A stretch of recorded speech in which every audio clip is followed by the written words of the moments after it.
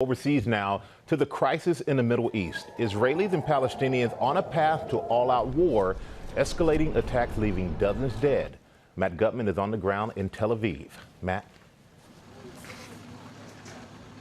Hey, good morning, Michael. The Israeli military says that over 1,000 rockets were launched from Gaza into Israel. This is the impact crater of one of them. It sent a fireball throughout this neighborhood, incinerating these cars and firing shrapnel like this into these homes.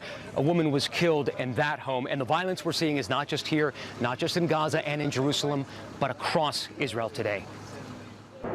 Overnight, that swarm of rockets fired from Gaza raining down on Israel. Israel's Iron Dome defense system intercepting many, those explosions lighting up the night sky. About 3 a.m. here, and sirens are out again on the balcony, and the rockets have been fired from just behind me.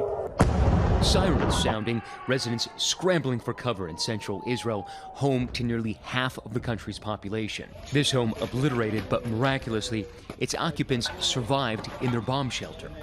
But many of those rockets making it through, this one blowing up a bus just south of Tel Aviv, bystanders racing towards that fire.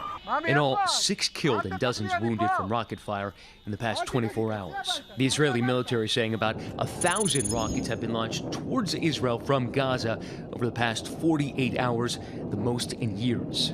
Hamas calling the rocket attack a reprisal for the flattening of this 13-story building in Gaza. The Israeli military saying it struck what it says are at least 500 Hamas and Islamic Jihad targets. Palestinian health officials reporting 43 people killed, at least 10 of them children, including this 11-year-old whose body was carried through the streets to his funeral. And violence on another front.